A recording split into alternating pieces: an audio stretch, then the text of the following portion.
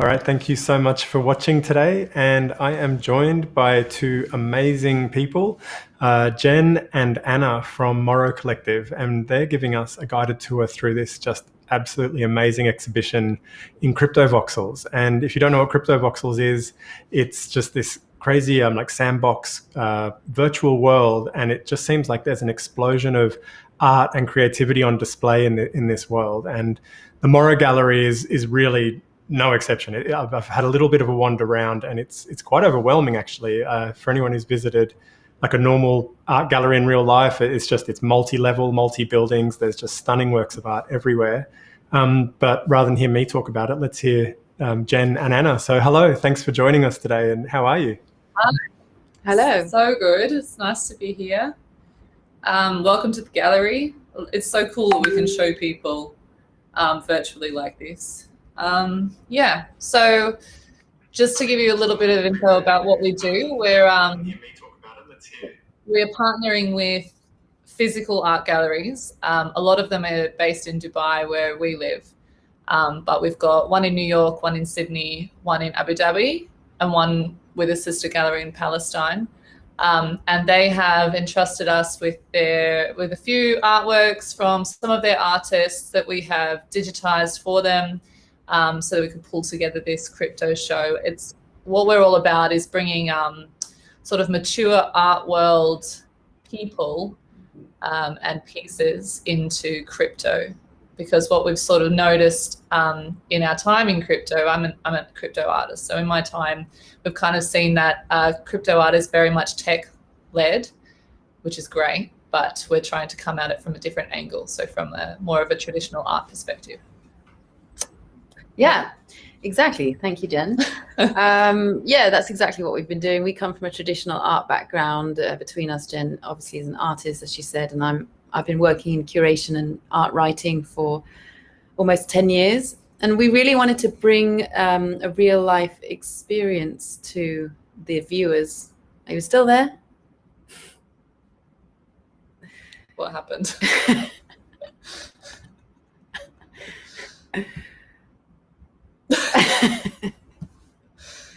Hello. I'm not sure if we're there or not. Can anyone hear us?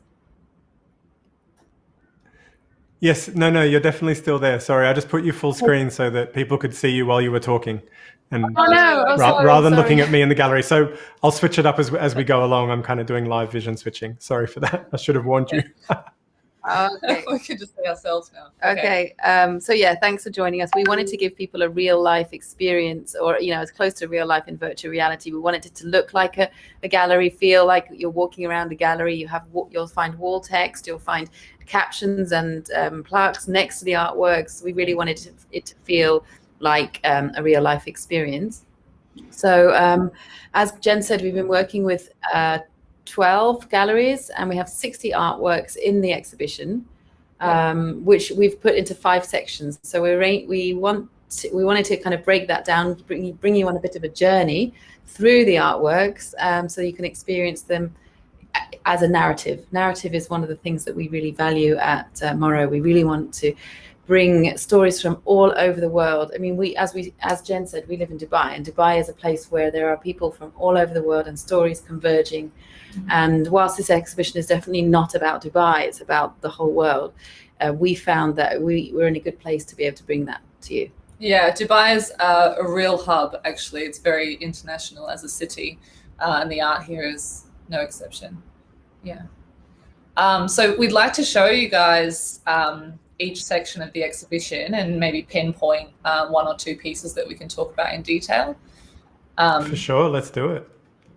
Cool. So welcome to the entrance. So where are we now? We're just kind of in the entrance. Yeah, this is very cool. I like kind of wandering off the street from crypto land out here with all these beautiful Morrow Collective buildings in Cryptovoxels. Yeah, and so all of those you can see that the Morrow branding, they're actually part of Origin Art Museum, and there's how many buildings? 12 buildings total. We've used 2 for this exhibition, but the rest of the buildings are full of art that's in the private collection of Origin Art Museum, which is a huge collection, a very impressive collection. Yeah, some of the biggest names in crypto are in there. You've got Cold Deepak, X copy. Loads of X copy. Loads. Amazing. You should have a look if you can. Yeah. When did the exhibition start getting put together? When was this collection dreamt up? The Origin Art Museum collection has been going for probably 3, don't quote me on this, 3 years. The Morrow Collective exhibition, which is called Genesis, as it's our Genesis show, and all of the art is by Genesis artists, NFT artists. This exhibition we started pulling together 2 months ago. Yeah, we actually only conceived really of Morrow in about 2-3 months ago. So we've been working flat out to bring this to you as quickly as possible. Wow. You know how quickly this moves. Actually, we had when the idea was initially birthed by our other partner, Claire, we had like 10 days between the idea and our first meeting and the Art Dubai fair, the art fair. So we managed to pull together our entire concept and business model and presentation. Anna, being a part of the art world, got us VIP tickets to the art fair, and we used that as our first tell everybody about it event. First step into the world. Yeah. So we hit the ground running. We had to move really fast, and we kind of haven't stopped. But it was really. And have you found that the background that you have in art and traditional art has really helped kind of create a bit of momentum around this? Do you think this would be possible to pull together so quickly without that knowledge and experience and connections that you already had? Not a chance. I was about to say anything is possible. It helped a lot. I mean, I think, there's been so much interest in crypto art and what is an NFT, and, with all these kind of major money, big price tag ticket headlines. So everyone was kind of interested and wanted to know more and how to get into this world, but they weren't really sure actually how to do it. Yeah, we spoke to a lot of galleries who just started to hear about NFTs, but they didn't really know where to start. And it was nice for them to meet us and then us to say, we'll help you and we can do it well. So hopefully they're not getting the kind of mainstream message that NFTs are kind of being pushed out there at the moment, because I think there's a lot of misinformation around understanding what they actually are and what the potential of them is as well. So it's really good that the two of you are kind of very knowledgeable and able to communicate. There are a lot of galleries that are pushing back. So we probably, I don't know what the split would be. Maybe 2/3 split was very keen to give it a go, and they didn't see the harm in trying. But there was 1 or 2 galleries we approached who were very anti-NFTs, anti-crypto, and they, that says to me that we're just still really early, and there are a lot of people out there who won't have faith in something that they don't have a grasp of yet, I suppose. But we'll get. What were the reasons for them to be anti? Do you think? What are the what are they actually against? I think some of them were really against the idea of cryptocurrency, so sort of maybe not NFTs per se, but the bubble or the fakeness of this, using their words, of this currency. There were some people also skeptical of how an NFT will sit alongside a physical work. So the question of reproduction. If you've got an NFT of a painting and then the original, is that reproducing it? And that's something that we've talked about a lot. And a lot of it was also the question that we've all heard 1,000 times, but why would anybody buy it? I can't hang it on my wall. Oh yeah, of course. It's who would put money into that? Who would put, but these are all points that you just have to talk about for a few minutes to get the point across. And a lot especially of them when people started out very anti-NFT, and then they ended up deciding to give it a try, which is great progress. We heard one quote from a gallerist, which was, "It's better to be on the train than watching it pass you by," which we love. And one gallerist said to us, when we first approached her, didn't she say no NFTs over my dead body? And then yeah. a week later, she was on board. So. Yeah, she did actually. That's funny. She said, "I'm going to have to eat my words." Yeah. All right. So where should we start? Well, we might as well start where we are. So we're in the ground floor of the biggest building, which is a section which we've titled War and Conflict. A lot of the images in here, as I say in my introduction speech, war and conflict is something which immediately makes you think of death, destruction, pain, blood. And there is a lot of that here, or at least implicitly. But I also love, I'd love to go to the piece on the back wall with the finger, the fire finger, as we so lovingly call it, because it's it's a composite image actually of a video and a photograph taken by an Iraqi photojournalist in the southern part of Iraq, Karbala. So during riots, they often have anti-government protests there, and obviously this image is quite violent, the burning tires and the defiance, but the defiance of the finger, we just love it so much. I mean, the hand is actually black with soot.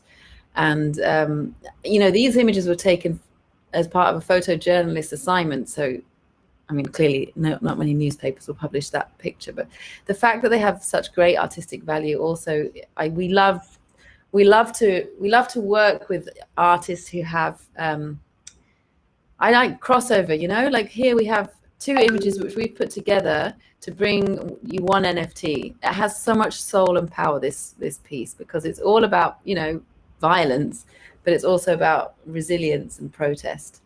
And we should mention the sound. Do you want to? Sorry, go on. I was just going to say we should mention the gallery that supplied it and the artist's name. Yes, Abdullah Dia Al-Din, and it's from Gulf Photo Plus, which is a Dubai gallery. The sound also, which you can't hear, I don't think, on this video, is from exactly from the. Put it in. I'll just see if I can bring the sound in. Yeah, you can hear the chanting and the sirens, and it's really very powerful. The sound is just the sound that's from the video that you can see behind the finger of the tires burning. So we probably should. Might need to turn on your Cryptovoxels. It's okay. It's not the it doesn't matter. It's not the end of the world. We should probably also talk about, as we're right here in this section, we should talk about Sarah Rahbar, who's the artist on your right. Yep. So if we can move across to the right, yes. I think that she's got these two pieces. So this one and also the one on the right. Maybe you could pull them both into the frame. Yeah, that's it. So she is one of probably our most well-known artists. She's Iranian, and her biography is quite well known. She had to flee from Iran during the revolution in 1980, I think, and she ended up in New York with her family, but it was quite a dramatic flee. They got stuck in the mountains of Turkey and they had to get saved by some kind of tribesman or something, and they ended up in New York. And a lot of her work is about where do I belong, and America clearly is like the land of the free, as it's so well known, and gives everybody opportunities to start anew. But then this flag series is really famous because she takes this icon, the American flag, so well known all around the world, so nationalistic and proud, and she in this particular one, she's used traditional fabrics from Iran, from her home, to recreate the flag. It's quite beautiful, but it's also quite powerful as a symbol of nationalism. She's always questioning where does she belong, and her work is really well established. She's got work in the British Museum, in the, I can't pull them off the top of my head now, the Centre Pompidou, quite a few major museums around the world, and we're really proud to have this piece. And the other thing about this piece is it doesn't exist anymore. The physical doesn't exist. I believe it was destroyed in a fire. I'm not sure, but we know it doesn't exist. Sorry, I don't know. But this is actually part of a series. How many flags were there in total? 50. 50 flags. One of them's in the British Museum, A couple of them are sold by Sotheby's. There were very 50 valuable. of these works of art in the physical world. Yeah, in physical world. Wow. Yes, not the exactly the textile same, pieces. all different, but from the same series. Yeah, this is the Yeah, wow. only NFT. I think it has a bid actually, but got to mention as well, all of our auctions end at the same time. All of the pieces that we're seeing in here finish on the auctions finish on the 20th of June. And this FYI. is from the Dubai gallery called Carbon 12. Yeah. I love the movement in this piece. Like, it's so, I don't know, it's just so cool that you can, it feels alive, you know? Yeah. I have a real fondness for subtle animations in crypto art, personally. So yeah, it really makes it. Yeah. If you can That's go back to the one to the left, if you can just click your cursor on it, it's an animation as well. It's quite powerful. It has like gunshot paint. Yeah. Yeah, this is about activism. Yeah, this piece is called The Activist. It's a female, and it's actually originally made on wood. Yeah. So it has that kind of textured feeling to it. Yeah. And so is this then a photograph of the wood that's then been animated over the top of, or is the work been recreated digitally? So no, this is a very high res photograph of a wood painting collage. The original painting had paint splats on it that were kind of dripping, and they were, for this digital piece, they were removed, sort of digitally removed, and then we added them on with the drips. And there's sound effects on this one as well. It just sounds like bullets. Yeah. I'll just see if I can actually make the sound a little bit louder, because I can hear it. It's just very, very faint. Just give me 1 sec. Oh, that probably wasn't the greatest idea. That is also crypto art. That's a lucky crypto cat, for anyone wondering. Hello, cat. Okay, I've lost the screen. I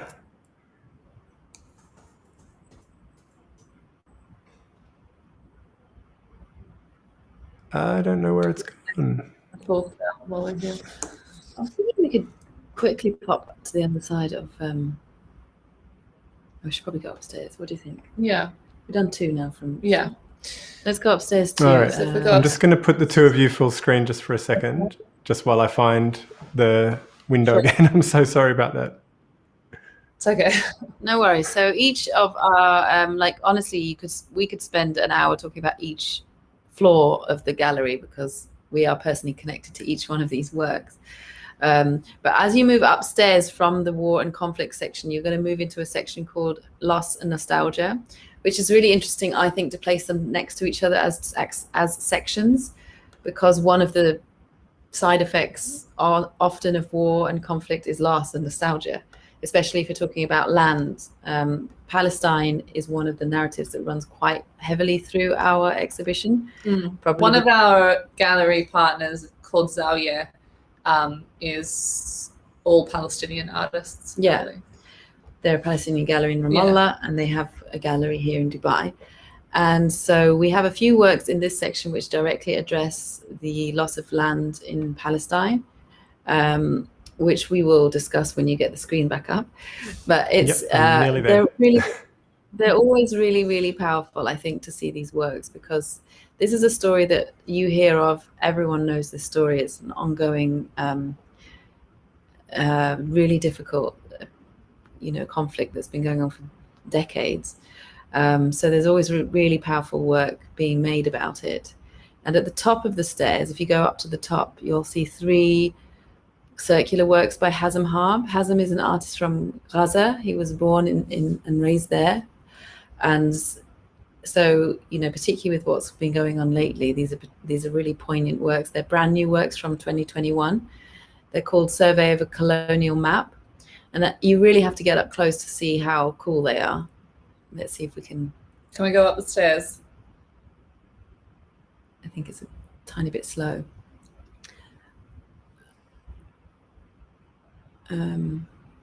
Yeah. it's those three pieces we can see at the top of the Yeah. stairs. It's interesting to look at them from a distance as well.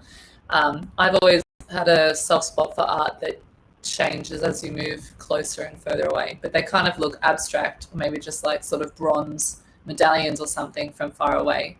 But as we get closer, you can still be able to see a lot more detail in what they're made from. Mm-hmm. In a minute.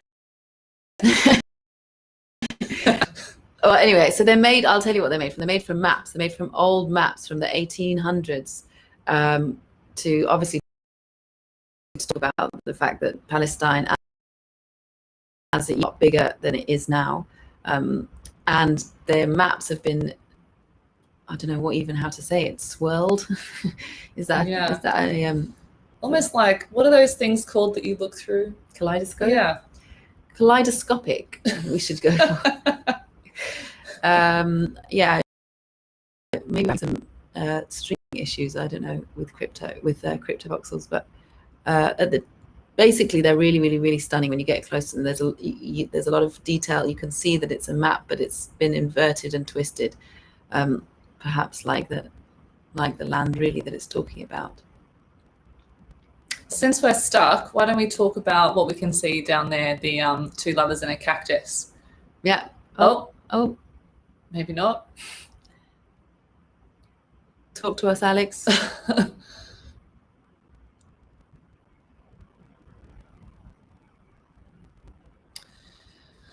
Well, we can kind of see them. Yeah. Okay. We should mention that these are also physical pieces of art, and they are also available for bids using ETH, our OpenSea account. One of the things we've figured out how to do as Morrow Collective is to sell physical art as well. So what we've made as tokens, we've made these certificates that just have a small picture of the art that you've bought, and details, signatures from us. And if you're actually the buyer of that token, there's like a code that's unlockable content that the buyer gets, and that's proof that you've bought the piece. And that's when we sort of liaise with the gallery who have the pieces in their custody, and then they can ship them to you. Yeah, we should also mention that these Hazem pieces are from Tabari Art Space, one of our gallery partners, again in Dubai. And okay, I'm just going to put the two of you full screen again. I'm just going to put the two of you full screen because I've got two of these Cryptovoxels windows open, and that's why it's so slow. So I'll just close one of them down. Okay. Oh, that makes sense. Okay. So is there anything else you want to ask us while we're here, while we can't see the art, Alex?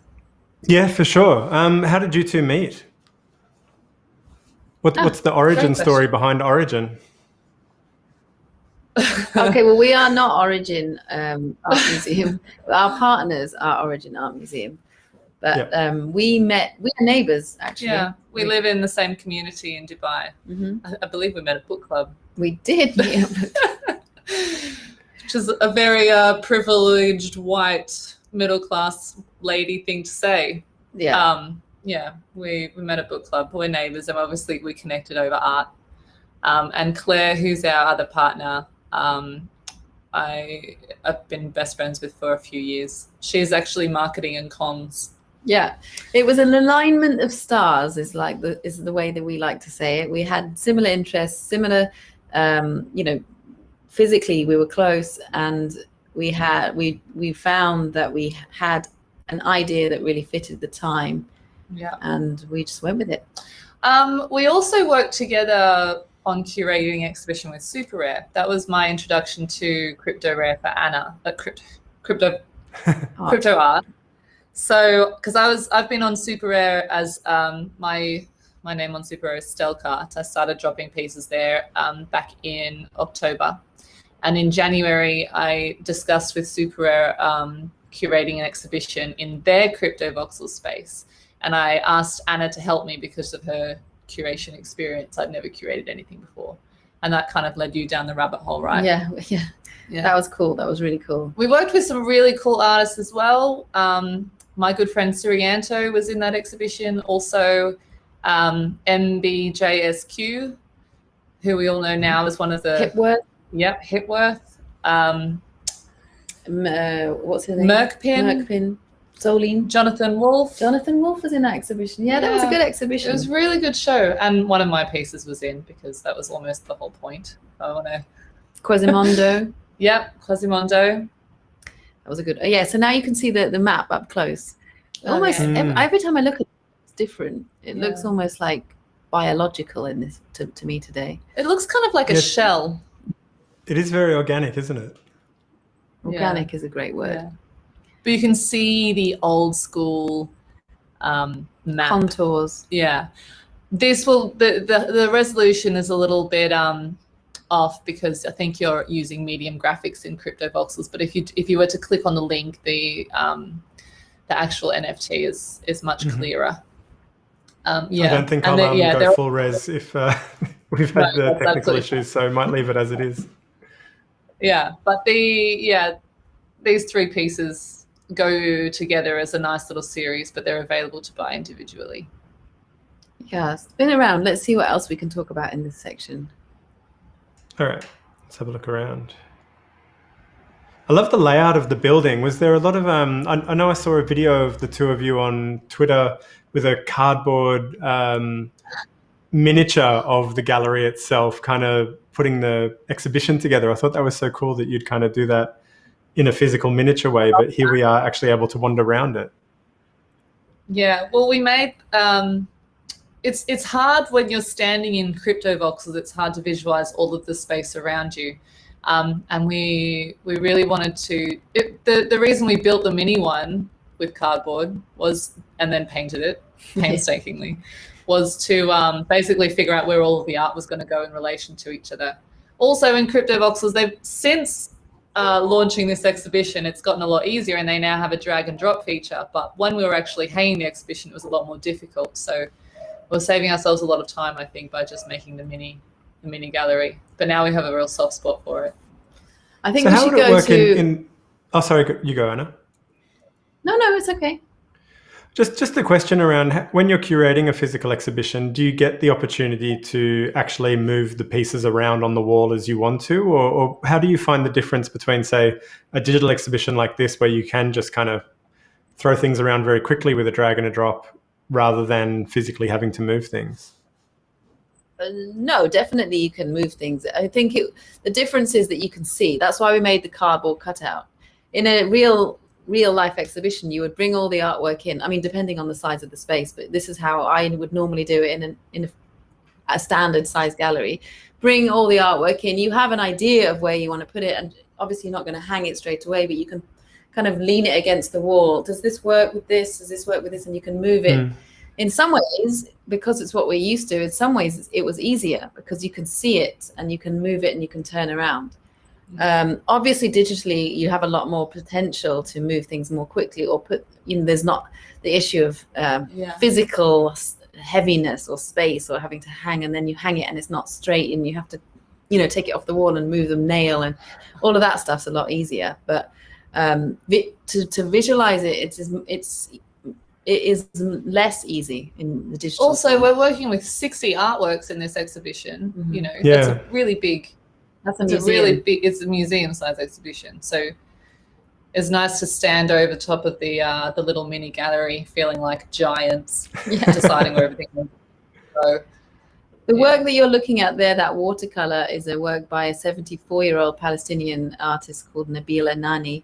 And he paints about the beauty of the Palestinian countryside rather than everything else that actually does exist there, such as occupation, separation walls and settlements and all that kind of thing. But I think we should move to the apples, or let's move to another narrative that's not Palestine. Okay, whereabouts should we go?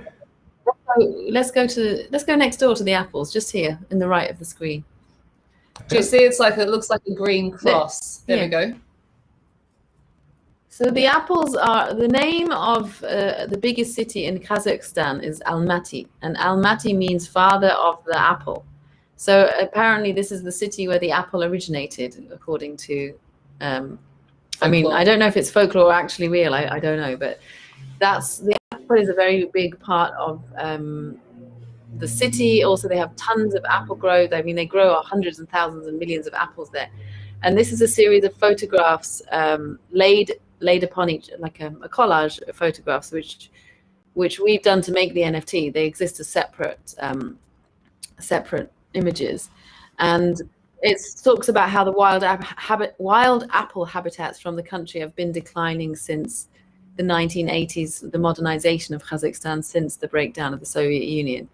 And I just really love the way that this, I mean, obviously you can see visually how the apples are decreasing in this selection of images, but it's also just really like cool. It's kind of surrealist, the photo and the way these people kind of just appear and disappear. The name of the artist, I'm really sorry I can't pronounce it, but it's a hard one. Ashkat Akhamenediryov. I'm really sorry, Ashkat, if that's not how I say your name. But I love that we have a narrative from Kazakhstan in our exhibition next to Palestine. That's why we're really happy the way the artworks kind of play with each other and talk to each other in the show. Yeah. Is the cross a symbol of Kazakhstan or the city itself, or what does the cross symbolize? I knew you were going to ask me that.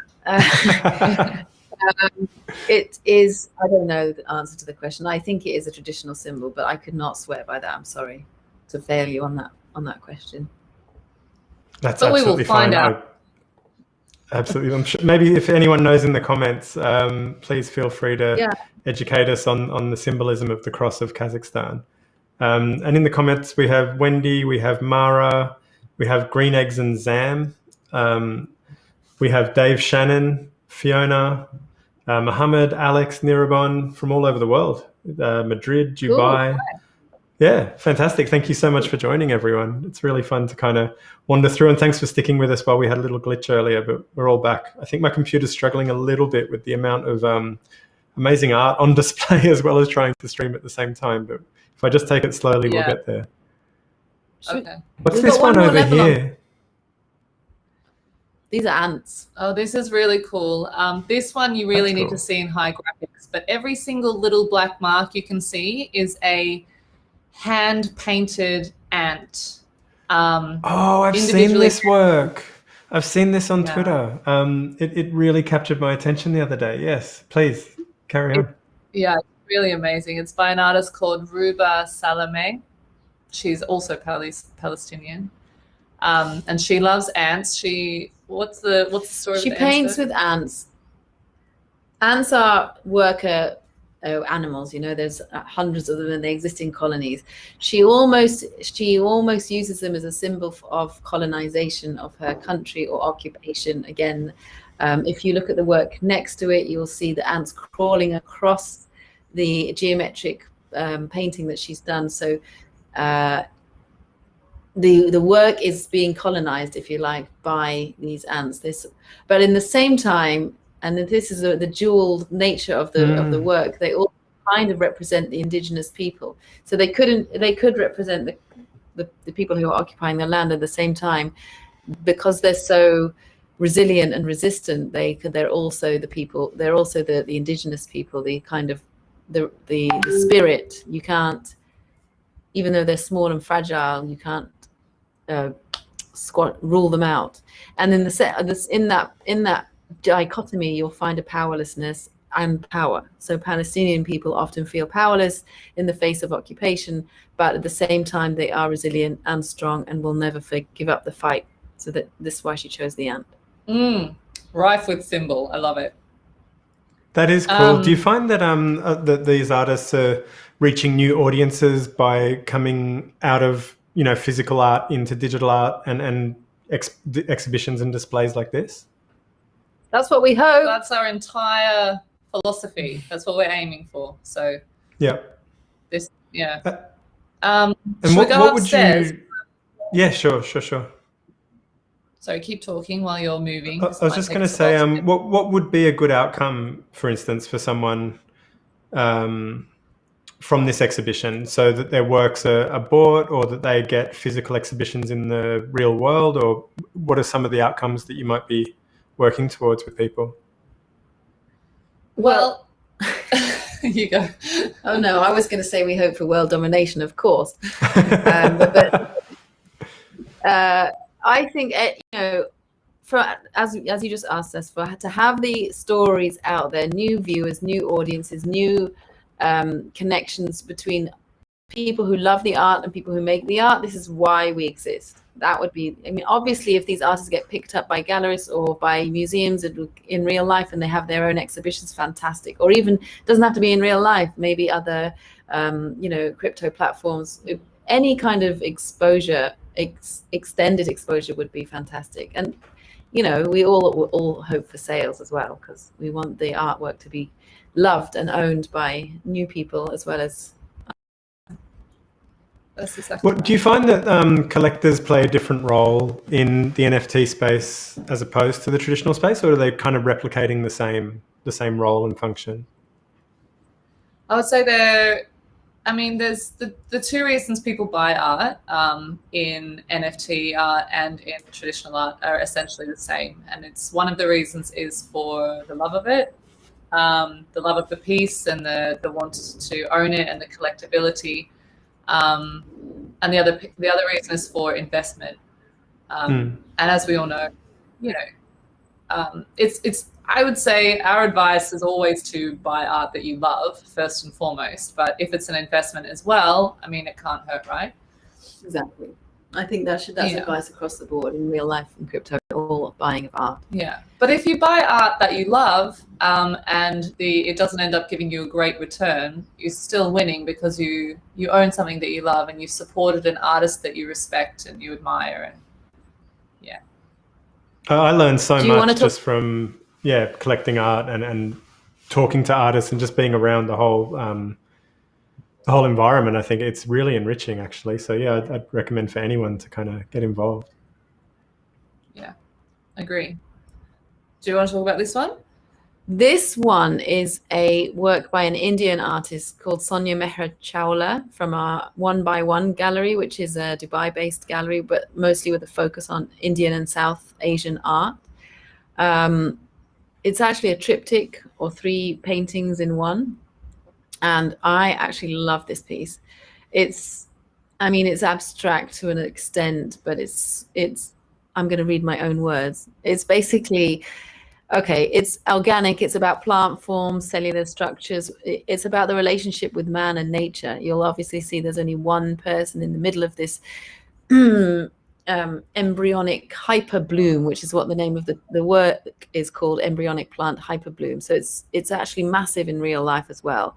And it's supposed to be like the nature is engulfing this figure. But actually the question is like our relationship with nature. It's fragile, but it's also extremely important.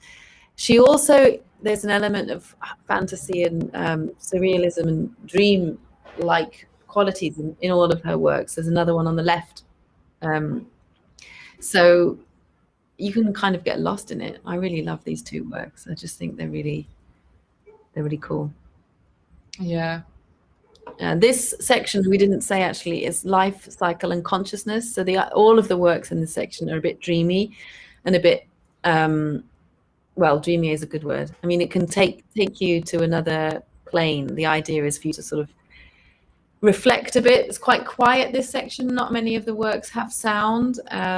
So we put them up here on the roof just for a bit of a chill. And contemplation. You see again, these figures in these works are kind of contemplating nature. And then you'll find, actually, as you look around this top section, a lot of similar vibes in terms of what's the word that I would use? I've used consciousness because I feel like they're tapping into universal things, like a deep thought. Yeah. And existence. Spirituality. Yeah. I always find it interesting when you come to these themes that, different cultures represent it differently, but I feel like at its core, the theme is such a universal theme that we all kind of have this idea of connection and singularity and all being part of something greater than ourselves when it comes to this kind of topic. And so it's always really interesting to me to see how people interpret that across cultures using the various kind of art forms that are kind of set within those cultures and the materials and things like that. But then you can kind of look at it from Indigenous Australian Aboriginal art to Indigenous Canadian art to Middle Eastern art, and it somehow they still fit together. Do you know what I mean? Yeah.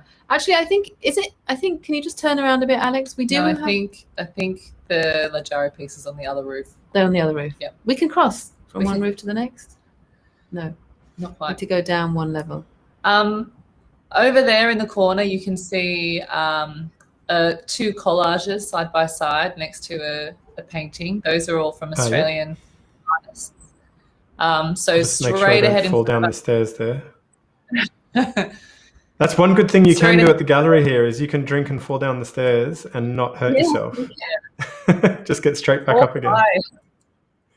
Yeah, these are Australian. This is an artist called Kitty Callahan. She's a photographic artist. She actually works quite a lot in fashion photography in Sydney. But artistically, she uses photographs as in collage. She uses this way of I think she calls them deconstructed self-portraits. Yes, she does. These are from a gallery called China Heights, which you might know, Sydney-based gallery. Not familiar with it, but I do recognize Sydney there. Yeah. They're kind of surrealistic, they're fun, but they're also artistic, nostalgic, and they're sort of bringing everything. So we put them in the section because we find they're quite universal as well, even though they're specific to Sydney. They're also specific. They're also kind of the dream of it that could be anyone. Anyone could relate to them. Yeah. I don't know. How do you find the artists that you've featured here? Is that part of the fun of the job of just kind of doing the research and finding people, or are these people that you kind of knew from previous exhibitions and other connections? They're all represented by our gallery partners. So basically, they come to us by their galleries that represent them. So the process is generally we talk to galleries and they talk to their artists, find out who first would be interested in trying NFTs, and then we look at what work they have that translates well digitally. But we have that's how we've worked this first exhibition. We've been having chats about phase 2, phase 3 down the line of other methods to finding art and artists. We love working with galleries, and we're going to continue to do that. But we also have plans of having something called a Morrow incubator, where we find exceptional, unrepresented artists and help them with the transition into NFTs, and show them in these group shows as well. Yeah, we've got. Do you find that artists have been more open to NFTs than some of the gallerists have, as you said earlier, that there was a bit of resistance? But how have the artists themselves been?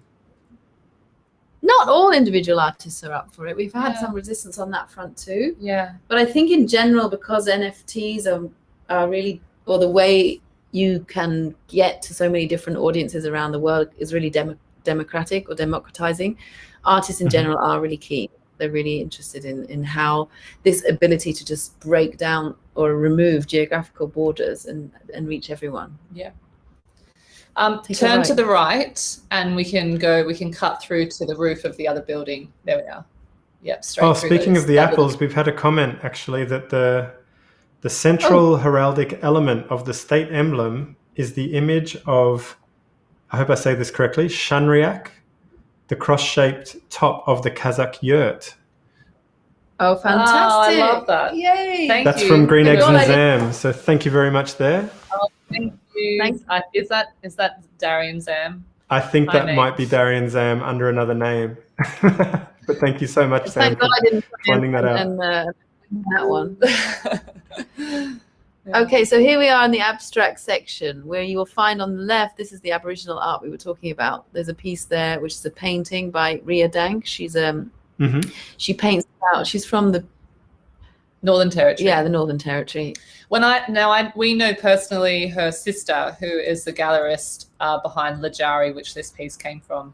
And when I first met Ricky, I asked her whereabouts in Australia she was from, and she said 10 hours south of Darwin. So that's pretty real, just to give you an idea. Yeah. And actually, Ricky is also in the exhibition on the right there, the animated silk scarves, which you could probably see on the right of your screen. So she's so cool. Because, just to the left. Yeah. Oh, these ones here? Yeah, those ones. So these are actually the original files we have are high-res photographs of silk scarves that she dyed using gum leaves and other sort of natural resources from the Australian bush. And the process of the dyeing was like a 4-generation activity. So it was Ricky, her mother, her grandmother, plus her daughter all did this together.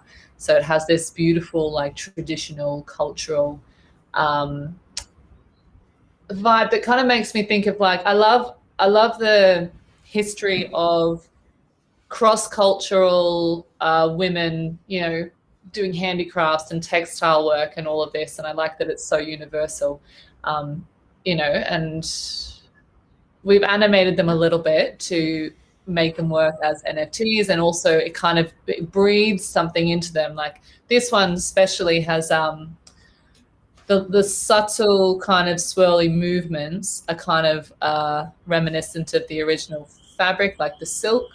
But also there's this like breeziness or sort of wind there. Actually, the sound that you can hear, the sound that you can hear is Willy Wagtail. They do that kind of like deep clicky noise, you know. It's an Australian bird. Yeah. Yeah, nice. Love these pieces. Yeah. Again, the fact that we can place these in a gallery. Yeah, we actually would really love to work with more and more Indigenous artists who wouldn't find NFTs without assistance. We love. This is the first time that these works have been exhibited outside of Australia. Yeah. Were they exhibited in Dubai? I think the one from Maria is in Dubai, but not exhibited. See, I mean, I love that, and I love that we can put them in a gallery on the walls to. You know, Palestinian artists, Kazakhstani artists, artists from Algeria, artists from India, you know, like I love that. Actually, I'm going to go out on a limb now and say, as far as I know, I might be wrong, but I've tried to find other Indigenous Australian NFT art and I haven't. I think these are the only 3 pieces. I'm not 100% on Maybe you can challenge us in the comments. But if anybody knows of any, Aboriginal, I was actually trying to get a friend of mine to mint his first pieces. He's an Indigenous artist from Queensland, and we've been chatting. I haven't heard from him for the last couple of weeks, but I'll get back in touch and just see how he's going. I mean, he's an artist in the physical world and has been for a long time and very accomplished. And I've worked with him on a couple of projects already, and I think his work would just be stunning in here. It's so bright and colourful, and animated would just come to life. Yeah. We would. We plan to have at some point an Indigenous exhibition, not just Australian Indigenous, but Indigenous generally, globally.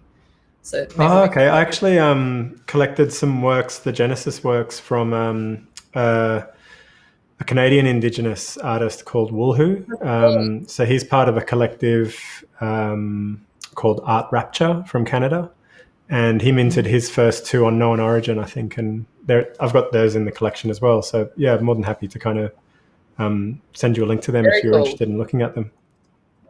Yes, they're beautiful. They're stunning, really, really cool pieces. Actually, he's a mural artist as well, so he kind of does these really stunning, striking colors and shapes and forms. These are really nice too. I like this kind of puzzle element to this. This is awesome. Very fun. Palestinian again. Yeah. This is that same Palestinian artist. This is Nabil Anani again, who's the 75-year-old Palestinian artist.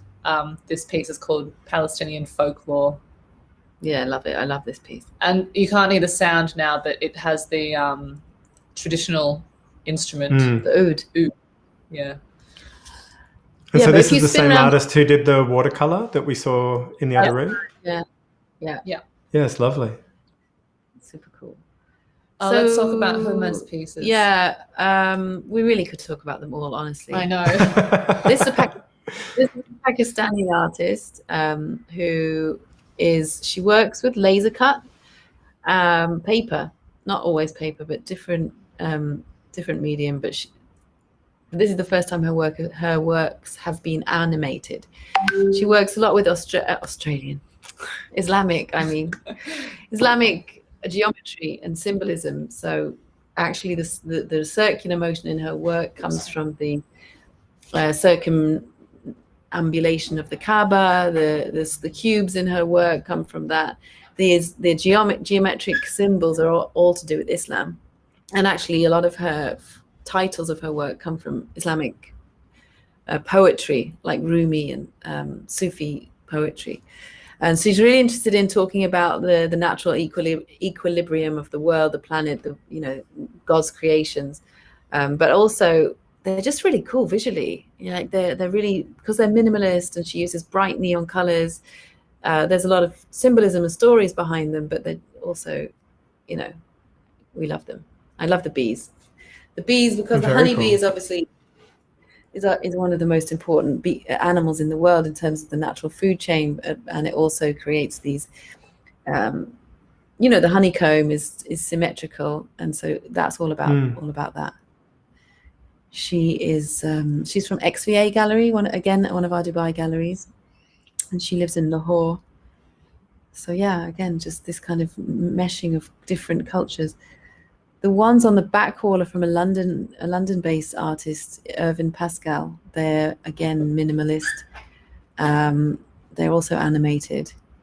He talks about masculinity, sexuality, human body, but does it in an abstract way. Hence why he's in the abstract section.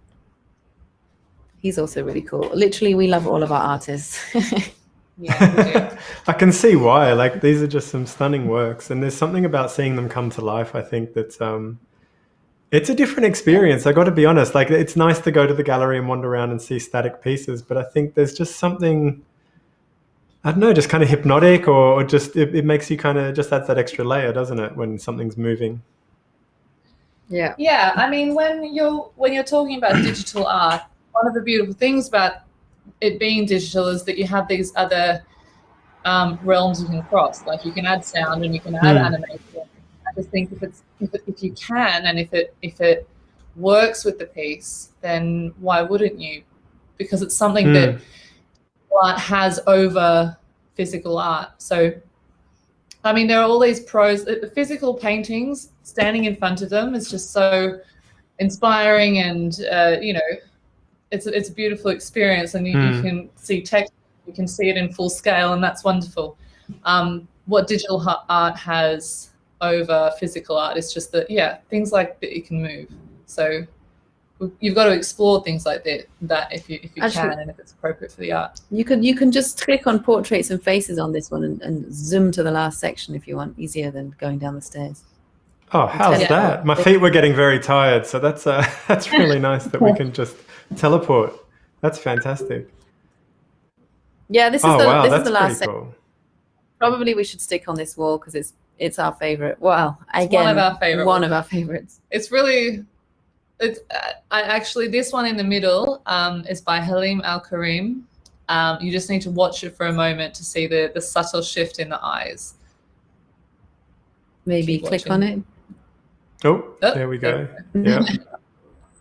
Which is kind of creepy, I think, but I love it. This artist has a very interesting biography. Yeah, he's another Iraqi actually, but he ran away from the army and hid in the desert for 3 years in basically some kind of cave. And then he was fed and watered by a Bedouin woman to escape conscription. And it's heavily, obviously, impacted his life and his artistic career. He often paints women as heroes. He also always uses this blurred, his portraits, and they're normally portraits, and he never shows their face. Kind of like ghost-like, dream-like portraits. So again, it's a mystic background. I think that he learned a lot about Sufism when he was in the desert, but also this kind of like element of being detached from the world. We love him. We love his portraits. That's an incredible story. I mean, finding refuge in the desert with being cared for by a Bedouin woman for 3 years and discovering Sufi mysticism. Like, I don't know if anyone want to write a movie about that out there who's watching, but that's an incredible story right there. That's amazing. Yeah, it's cool. We want to bring these stories to the people. This guy is a guy called Hussein Sharif. He's an Emirati. He's from the UAE. And he is the brother of Hassan Sharif, who's probably the most famous Emirati artist, who unfortunately died a few years ago. And I'm not to put Hussein in the shadow of his brother, because he has his own, obviously his own style and technique. But it's interesting that he is linked to Hassan. And Hussein is using collage. These are brand new works from 2021 as well. I mean, the face mask might give that away. But all of his work is made from photographic collage. And I love the fact that he's just continually producing. He's one of these artists that just, there is no option for him but to create art. It's just an outlet. He cannot stop. And he's quite under the radar, to be honest. He's not someone who, I like that about him. He just produces art, gets it out there. He has to do it. And I love that we're bringing him to the NFT sphere as well. This piece is from Salwa Zaidan Gallery. And actually, we need to say as well, the one that we were just talking about by Halim Al Karim is from XVA Gallery. Mm-hmm. Yeah. Yeah, the same as the bees and the birds upstairs. Yeah. We have a Philip Mueller piece, which is the bearded guy. It's actually a self-portrait as Bache. Except he says that the self-portrait actually is more visible in the interventions. Is that what he calls them? Provocative interventions, like the random like vampire raver, as I call him, on his shoulder. He's really cool. We love this guy. Like the portrait, the artist as well, but this portrait, he's like ancient Greece, Roman, dream-like, but then he's got these kind of weird tattoos and drawings, and there's a whole story actually about how he made up a fictional resort called Tiberio Beach, or Tide Beaches is what he has written on his. There's a massive narrative behind this painting. It's from a series. And again, this is his first NFT, as all of our artists are in this. They're Genesis artists in this exhibition, so it's really cool to bring it to NFT world. Yeah. Actually, it's really worthwhile to have a look at his other stuff, Philip Mueller. This is, as I was saying, the only NFT, but he's got a lot of paintings that are all incredibly cool and work well together. Yeah. Just beautiful. What else have we got? Yeah. Spin around a bit. Probably let's look at Social Network, which is the one of the three girls on the couch. Yeah. Oh, I saw this the other day too. It's not a photograph, right? It's an oil painting. It's an oil painting, an incredible oil painting. Wow. It's Bernardo Siciliano. He's from New York, and he's Italian. He's Italian. The gallery he's from is based in New York, called Acon. But yeah, he lives in New York, but he's an Italian, and he's really influenced by classicism, like by the classic portraits, the classic oil painting. That's why he works with oil, but clearly his content is not classic. This is called The Social Network, talking about how, the modern era where we're always on our phones, and like these limbs are all entangled, and it sort of talks about the confusion of life, innocence, youth, anxiety. It's just kind of like a portrait of today, and it's so detailed. Yeah. The caption says it all, but it's that kind of we're all isolated together, aren't we? We're all kind of secluded in our own worlds, but together somehow. Yeah, and the whole section is portraits and faces. Portraits, as you can see, they're not all of faces.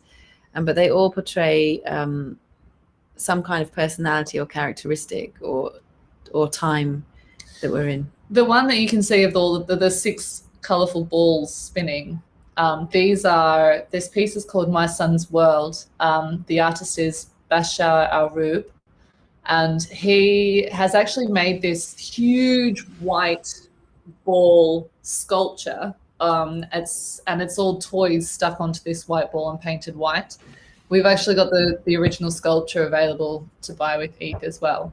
But these are photographs of the sculpture that are painted digitally, and then we've put them all together spinning like that. And if you hear the sound, it's the soundtrack is Palestinian children playing. Okay. Very nice. So is that just a 2D photo that's been painted, or are these somehow 3D, or is it just the 2D that's kind of spinning that's giving it that effect? They're just photographs, 2D photographs. Yeah. It's really nicely done. Yeah. Especially the one in the top right. I really like how that one's done with all the different colours. We're trying to break into the room now as we speak. This gallery is just. How much time did this take to curate, Anna? Yeah, it was fairly full on. It was my favorite thing to do in the world. So I don't know how. I can't really put a time on it. Obviously, from beginning to end of this whole venture has only been a couple of months. So we were curating as we were going with the galleries. We were choosing artworks that we thought would work. But then in the end, obviously, we then had these 60 artworks. I probably took a couple of days really to put them into sections and then decide with the cardboard box where to put them, and then maybe played around with it a bit. Obviously, when they were on the wall, sometimes they didn't quite work when we went into the gallery. So it was a few days of tweaking, and when I say days, I mean kind of all day, all night. Yeah. But we love it. It's something that we really love. And obviously on this wall, on the teleport wall, you can teleport not only to the sections, but also to all the permanent collection below, which is vast and huge. There are rooms and rooms of beautiful artwork for you to have a look at if you have the time. Yeah. All the Origin Art Museum permanent collection. So yeah, thank you for that. Yeah. This has been amazing. It's been really nice to chat about it, actually, and to show you through. Also great for our friends people that we've spoken to that want to see exactly what we're talking about, but maybe aren't, virtual reality natives. Actually, interestingly, I showed a group of kids, maybe 200 kids around this gallery via Zoom recently. And they were between probably 9 and 11 years old, and they nailed it. Because they're all gaming natives, so they no problem getting around Cryptovoxels. I heard this. I heard this theory the other day. Someone on Twitter was saying that this generation, like our kids who are growing up now and young people now, kind of these virtual worlds and the real world, you're kind of just going to dip in and out of them consistently throughout your day. Like whether you're kind of somewhere but chatting on Discord, or then jumping into a Cryptovoxels gallery exhibition and then back out again. And the fact that you can now create these characters that have wearable NFTs on them that you can customize, and it's a very seamless transition, or it's getting more and more seamless, I'm finding, which is really interesting, because especially with something like this, I live in Brisbane, you're in Dubai, and people live in their geographical place, and we're kind of limited to these spaces. But now, this gallery is global, and anyone in the world can come and visit with just an internet connection and jump in, and you can explore this amazing structure with all these beautiful works of art. It's fantastic. Yeah, we love it too. You touched on that earlier, Anna, about obviously and the digital art. It's important though to not be completely immersed, right, in virtual reality and your screens and everything. We want to support in real life painters and in real life art as well. But there's room for both. Yeah. Oh, absolutely. I mean, some of the NFTs I've been collecting have been showing up in my mailbox as prints, which is also really nice. Some artists really enjoy giving prints to their collectors, and so it's kind of bridging those two worlds again. So I'll appreciate them in a different way. But I do love the. That's it. I mean, that's what you're doing here, right? Is bridging the worlds. Yeah, it's fantastic. So what's next? Do you have a project coming up after this? Have you already started scheming or planning for some more exhibitions, or what's coming next? After you mentioned the incubator and things like that. Can we? Well, we give a title for one of our upcoming shows, do you think? Or do we not want to talk about that yet? No, not yet. Okay. We're always scheming and planning. We've got the incubator platform. What we would like to do is an exhibition of this size, maybe once a quarter, because obviously it takes a lot to put it together. But in the meantime, have smaller exhibitions, maybe solo shows, thematically based. So, for example, we have a lot of Palestinian work. So perhaps we would take a smaller room and do an exhibition just about Palestine or another country. The idea is to keep the content fresh and rotating. And we'll put out open calls also for our big exhibitions once we nail down the theme. Yeah. The incubator program is something we might also look at. I don't know.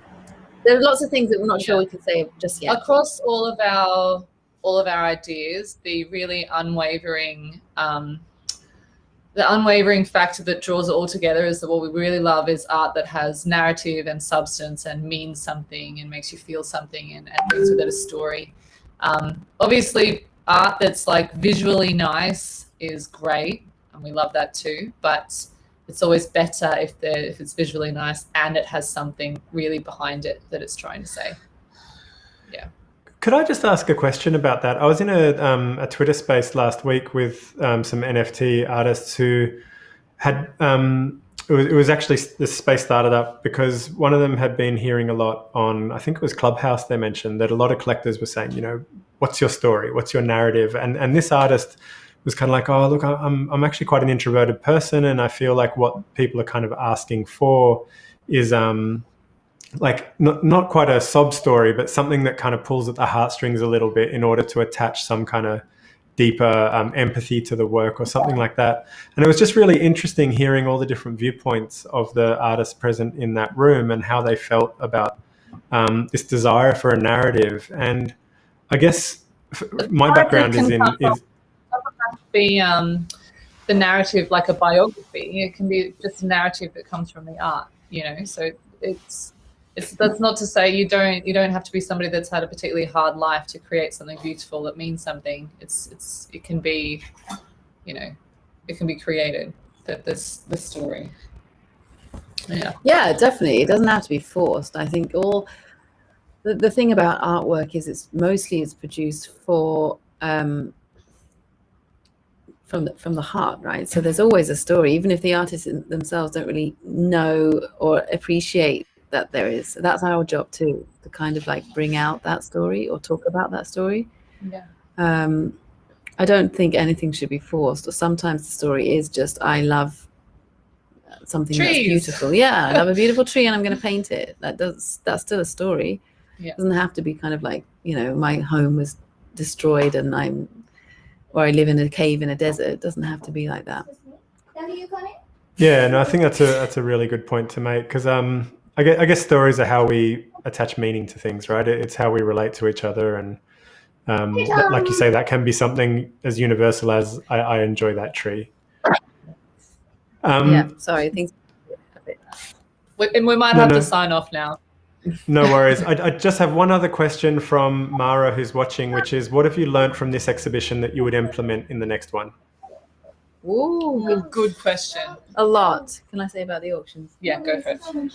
Well, a lot. It was a very ambitious project. It is still a huge exhibition. I think what we should have done is, we've got 60 auctions going on that are all ending on the same day, where we probably next time we'll look at releasing sections or batches of work rather than have 3-week-long auctions.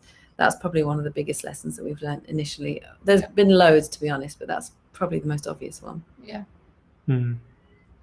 But we're kind of learning as we go as well. We're doing this on the fly. We all are. Yeah, we all are. it's all one big learning curve. Well, it's such a new space, right? And like you say, everyone's learning. Everyone's figuring it out as we go. Yeah. Cool. Well, I'll let you carry on with morning, lunchtime. 11 a.m. Yeah, morning. Lunchtime almost. Thank you so much for this opportunity. Thanks to everyone for tuning in too. It's really good to be able to talk about the work and have people, react to it. That's great. Yeah, I'll definitely be spending a bit more time in the gallery and wandering around, and I'll put the links up on Twitter as well. And where can people find you and connect with you if they wanted to find out more? Good question. We are called Morrow Collective. We've got a website, which is morrow-collective.com. And through the website, you can find links to our Twitter, our Instagram, our Cryptovoxels gallery, and also our OpenSea collection. So that's probably the best place to go. Do you want to type? We'll type that somewhere, shall we? I'll put it in the comments, when the video on the replay. Absolutely. And so OpenSea is where all the bids are happening on the artworks as well? Yeah, that's right. Fantastic. Well, Jen and Anna, thank you so much for making the time today and showing us around. It's been, a real pleasure. And I've just got a big grin on my face because I just love, like I said, walking around these environments. And obviously a lot of thought and passion has gone into this particular exhibition. It's stunning. Absolutely stunning. Thank you. Thank you so much. Thanks, it's really Anna. nice to talk to Thank you. Bye, all everyone. Right, take care. Bye-bye. Thanks for watching. Bye. Bye. Okay, cool. And that's done. Amazing. Thank you so much.